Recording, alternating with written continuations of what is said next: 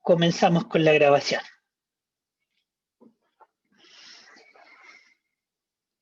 Tal cual dice el título, nuestro desafío es trabajar los estudios de corte transversal.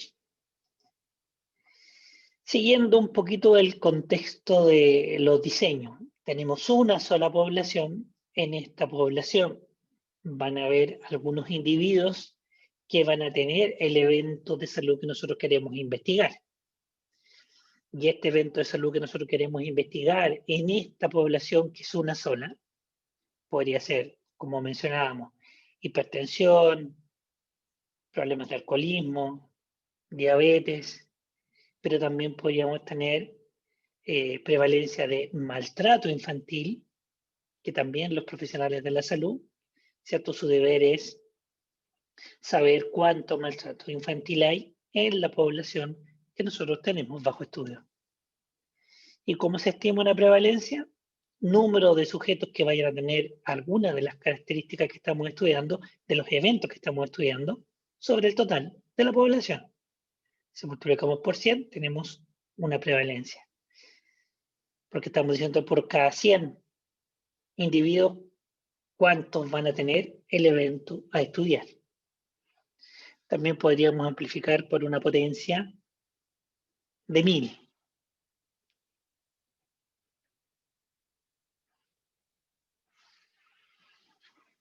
¿Bien?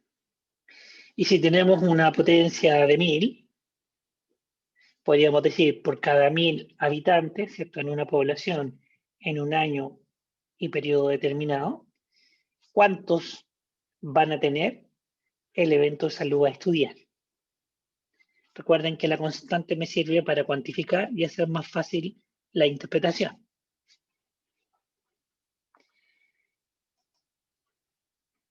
Veamos. Y comencemos con nuestro análisis. Si queremos medir asociación estadística, nosotros ya hemos trabajado algunas pruebas estadísticas, entre ellas la prueba chi cuadrado, la prueba exacta de Fisher, y estudiamos la prueba para diferencia de proporciones usando un Z. Sí, todo lo que vimos en sesiones anteriores es la base de lo que vamos a discutir ahora. Pero vamos a incluir y agregar al conocimiento existente la magnitud de la asociación. Y la magnitud de la asociación va a depender del diseño que nosotros tengamos de investigación. Esta es la estructura de las tablas de contingencia o de asociación que vimos en sesiones anteriores. Aquí mi evento de salud lo ubico en mi columna, es un evento dicotómico, nominal. La exposición, cualquiera que sea esta, la ubicamos en la fila, también dicotómica las respuestas para esta variable. Y aquí tenemos nuestras frecuencias. Estos números me indican básicamente la posición en la matriz de esta tabla. Fila 1, columna 1, fila 1, columna 2. Y este más me indicaría total de los individuos que están en la fila 1. Y este es el total de los individuos que están en la fila 2. Y esto sería el número de individuos que están en la fila 2, columna 2. Y acá tengo el total de la columna 1, total de la columna 2, total de personas que entraron en el estudio. Una manera simbólica de generalizar todas las tablas de contingencia para después podamos introducir las fórmulas que vamos a discutir. Recuerden que una tabla de contingencia se puede representar a través de un barras agrupadas o a través de un barras subdividida. El cálculo de los porcentajes depende del título y el título, a su vez, depende del diseño de investigación. Ahora le agregamos un nivel de dificultad mayor. Yo tengo mi diseño, por lo tanto, automáticamente voy a saber cómo debo redactar los títulos de las tablas y los gráficos. En los diseños de corte transversal, los porcentajes se calculan en función de la exposición.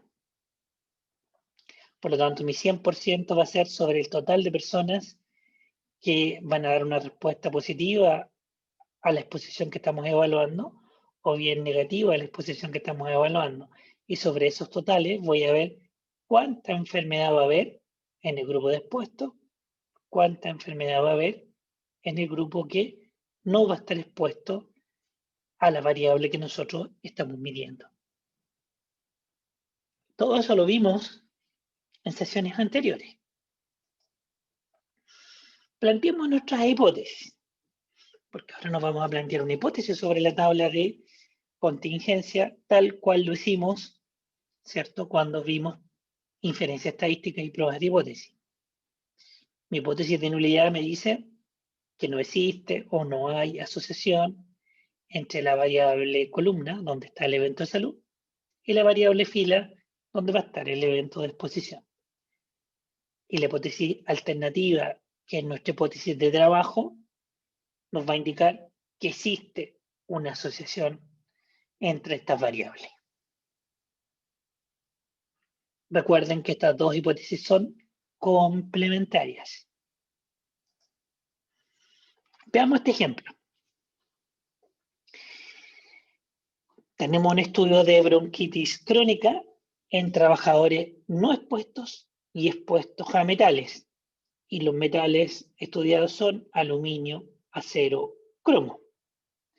El diseño que vamos a usar para responder a las preguntas que nos planteemos va a ser de corte transversal. Total de trabajadores que se estudiaron en esta población, 432. Pregunta, y eso me la colocan en el chat. ¿Cuál es mi evento de salud en este problema?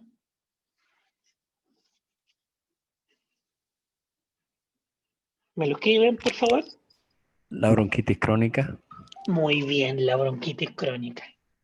Por tanto, mi exposición va a ser la exposición a metales, que es el factor que voy a asociar con la bronquitis crónica. Excelente. Pregunta. ¿En función de qué variables vamos a calcular los porcentajes en esta tabla de contingencia? ¿En función de la bronquitis crónica o en función de la exposición? Karen ya respondió.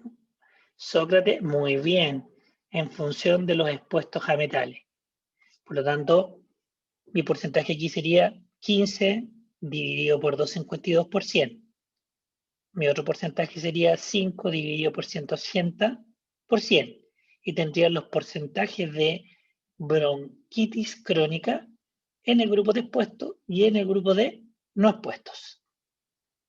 Y por lo tanto, cuando hagan el gráfico de barras agrupadas, en el eje de las X, ¿qué es lo que va a ir?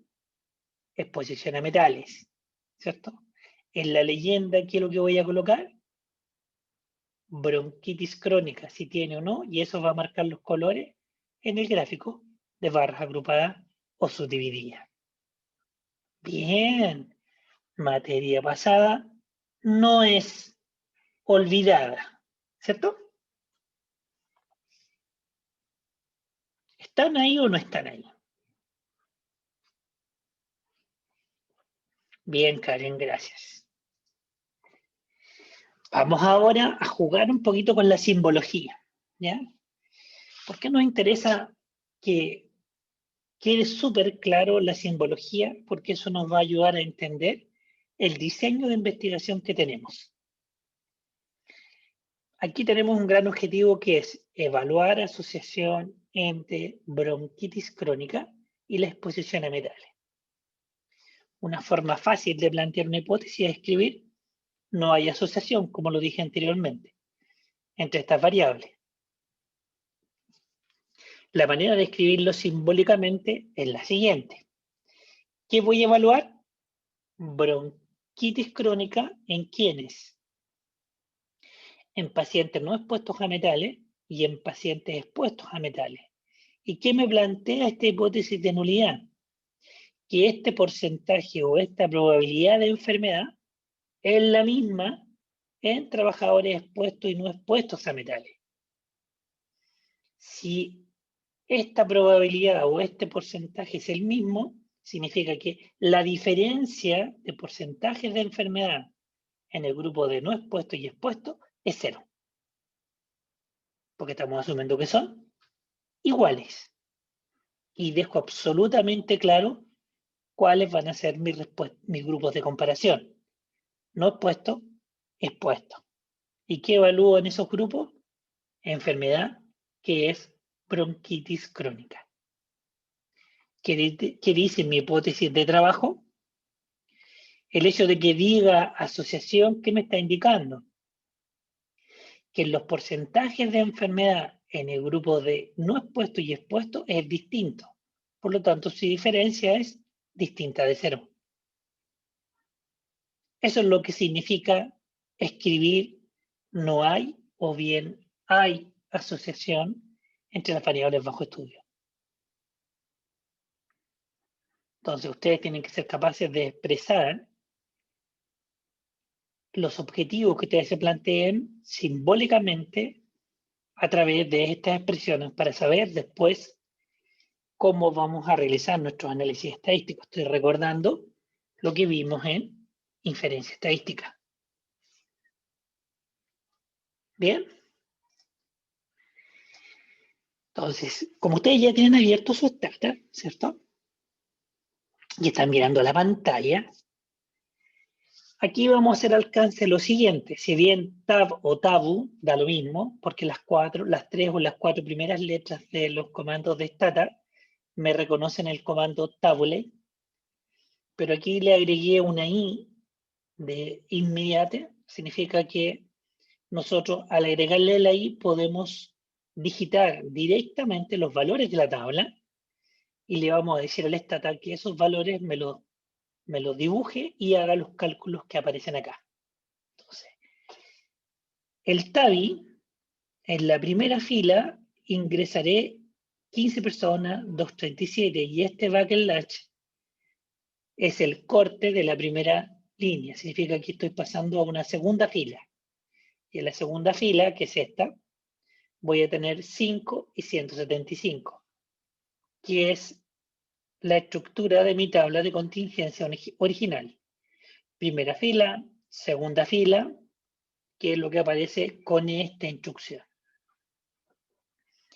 Ya mencionamos que los porcentajes se van a calcular en función de la exposición a metales, que está en la fila.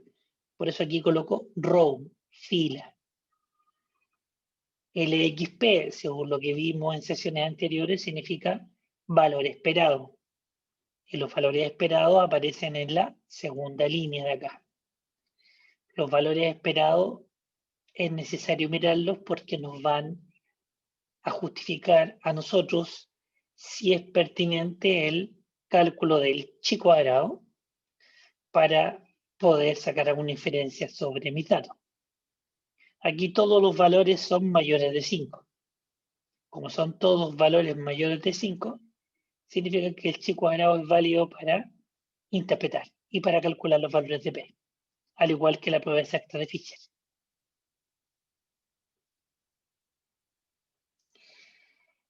El número absoluto siempre tiene que ir acompañado con un porcentaje, porque los tamaños de los grupos son distintos. Al tener tamaños distintos, yo necesito ver el peso relativo de la bronquitis dentro de cada uno de los grupos. Por eso es que es necesario el cálculo de los porcentajes. Porque las frecuencias no me van a permitir diferenciar bien los grupos si los tamaños de los grupos son distintos. Solamente lo hace el porcentaje, porque al calcular porcentaje tengo una base común de comparación, 100, 100. Por lo tanto, yo puedo mirar el 5,95 y el 2,78, que sería 5 de 180, 2,78%. 15 de 2,52, 5,95%. Y estos valores yo los puedo comparar y esta comparación me va a indicar a mí si esta diferencia es significativa o no. ¿Qué es lo que hacía la prueba Chi cuadrado? Me estimaba un valor de probabilidad y este valor de probabilidad comparado con el nivel de significación de 0.05 me permite no rechazar la hipótesis de nulidad. Y al no rechazar, ¿cuál sería la conclusión? Que no hay evidencia estadística para poder afirmar que los porcentajes de bronquitis son diferentes entre expuestos y no expuestos a metales. Y esa interpretación es válida para el Chi cuadrado, para la prueba exacta de Fisher, pero no para la última salida computacional de acá. Porque esto se utiliza, esta prueba unilateral, cuando en la hipótesis de trabajo explícitamente mencionen que el porcentaje de bronquitis puede ser mayor o bien menor que el otro grupo de comparación. Ahí vale la pena introducir, ¿cierto?, el valor P de para un solo lado. ¿Quedó claro?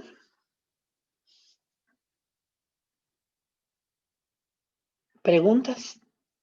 Hasta aquí, porque estamos repasando lo que vimos de tablas de contingencia. Luis, Dime. Si están un poco cansados, recuerda que en 10, 15 minutos más y Sí. le echo un receso de café. Perfecto. Yo invito, dile que yo invito. Listo. Ya. 10 minutos más. Sí. Entonces cerremos aquí, a ver, veamos. Inquietudes. ¿Algunas dudas sobre esta tabla en relación a cómo debemos calcular los porcentajes, de qué representan estos valores de probabilidad de P para poder tomar la decisión sobre la hipótesis de nulidad que planteamos y decidir respecto a la hipótesis de trabajo?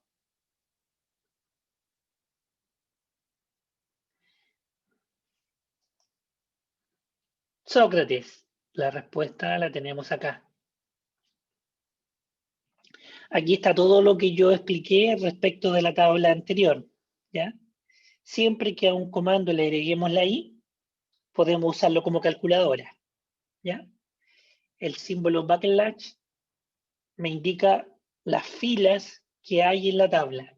Entonces los ingresos se hacen por fila. Si todos los valores esperados, que son los valores promedios de personas que van a ver en las celdas de la tabla, son mayores de 5, solamente bajo esa premisa se puede utilizar la prueba Chi cuadrado. Si quieren ir a la segura, usan Fisher. Fisher se ocupa siempre. Fisher, ahora con los software que tenemos, no solamente podemos ocuparlo para muestras pequeñas, también podemos tomarlo para muestras grandes. El Stata lo calcula igual. Pero el Chi cuadrado solamente se debe utilizar cuando los valores esperados son mayores que 5. Si nosotros presentamos un problema y el valor esperado en una celda es menor que 5 y ustedes usaron un Chi cuadrado, tienen mala la decisión y tienen mala la conclusión clínica de su problema, porque usaron una prueba inadecuada para los datos. Y aquí está la variación que yo dije respecto a la tabla. El hecho de no rechazar porque este valor de probabilidad supera al nivel de significación, significa que al tener una probabilidad alta, hay una alta probabilidad de que los porcentajes de bronquitis crónica sean similares en los grupos de trabajadores expuestos y no expuestos a metales. Por esa razón, no se rechaza la hipótesis de nulidad. Aquí en ninguna parte mencionamos aceptar. La pregunta es no rechazar. Parece lo mismo, pero no es lo mismo, ¿ya? Porque si yo miro mis valores, 5,95 no es igual a 2,78. Por eso decimos que no hay evidencia para afirmar que estos porcentajes de bronquitis crónica sean diferentes entre estos dos grupos. En el fondo, esta diferencia que observamos acá es por azar. No es una diferencia significativa. ¿Estamos? Por esa razón, mientras más cercanos sean estos valores, mientras más pequeña la diferencia, el valor de probabilidad, ¿cómo va a ser? Grande. Si esta diferencia que hay es muy grande, el valor de P va a ser pequeñito, porque va a ser poco probable que sean iguales, en términos de la interpretación clínica. Ese es el motivo por el cual, ¿cierto?, nosotros escribimos de esta manera, para dejar, ¿cierto?, claramente redactado el proceso que tenemos que seguir al momento de evaluar asociación estadística. Si tengo una base de datos, ¿cierto?, uso mis variables. Y primero coloco aquí la variable de exposición, después coloco la variable de respuesta o el evento de salud y especifico los mismos comandos. Row de fila, X de valores esperados, la prueba H cuadrado o la prueba exacta, y esta última opción, si es que quieren, la colocan, porque ese es el key, el cuadrito que me indica lo que yo voy a ver en cada una de las celdas de la tabla. Y aquí tenemos también ahora cómo hacerlo en base a una base de datos, que es lo que van a tener que hacer ustedes cuando comiencen con el taller. Vamos a detener la grabación.